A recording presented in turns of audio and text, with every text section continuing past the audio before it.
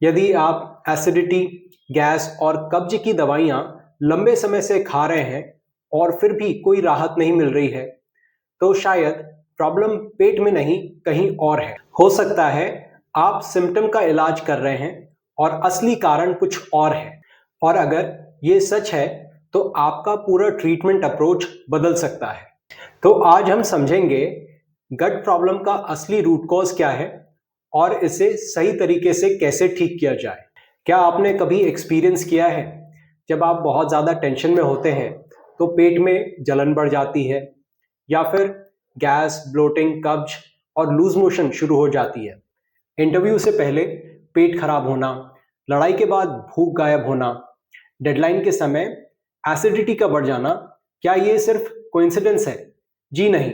सच ये है कि स्ट्रेस सबसे पहले हमारे गट यानी पेट को अफेक्ट करता है। हमारे बॉडी में एक सिस्टम है जिसे गट ब्रेन एक्सिस कहते हैं। हमारा दिमाग और पेट नर्व्स और हॉर्मोन्स के जरिए लगातार एक दूसरे को सिग्नल भेजते रहते हैं। That's why you must have heard experts saying gut is the second brain. हमारे शरीर का लगभग 90% सेरोटोनिन, जो कि मूड कंट्रोल करता है, वो हमारे गट में बनता है।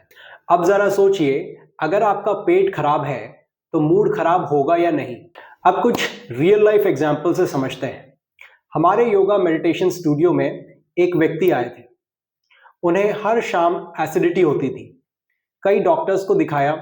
डॉक्टर्स ने उन्हें डाइट बदलने की सलाह दी। उसके बाद उन्होंने अपना डाइट भी बदला, लेकिन एसिडिटी की प्रॉब्लम ठीक नहीं हुई, क्योंकि असल वजह डाइट की नहीं, स्ट्रेस की थी। उन्हें ऑफिस में बहुत ज़्यादा टेंशन था।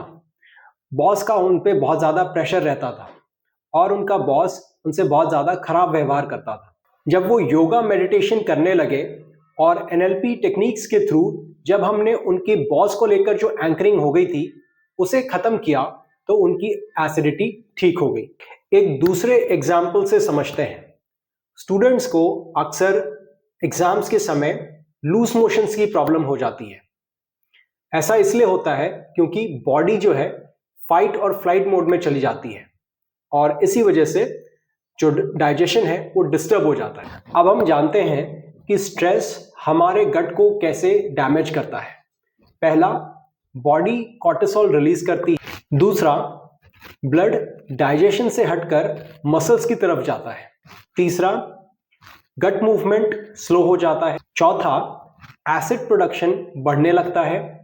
और पांचवा, गट में गुड बैक्टीरियाज कम होने लगते हैं। यदि कोई लंबे समय तक स्ट्रेस में रहता है तो उसके बहुत ज्यादा डेंजरस परिणाम हो सकते हैं, जैसे IBS, chronic acidity, bloating, constipation, food intolerance और लीकी गट जैसी समस्याएं हो सकती है। मतलब स्ट्रेस गट लाइनिंग को साइलेंट तरीके से कमजोर करता है। आगे बढ़ने से पहले मैं आपको बताना चाहता हूं कि अगर आप स्ट्रेस, एंजाइटी, डिप्रेशन, ओसीडी या फिर कोई भी मेंटल या फिजिकल प्रॉब्लम से आप जूझ रहे हैं और लंबे समय से इलाज कराने के बाद भी ठीक नहीं हो पा रहे हैं, तो आप हमारी 1 वीक की free yoga meditation class join कर सकते हैं। तो अब जानते हैं कि इसका उपाय क्या है।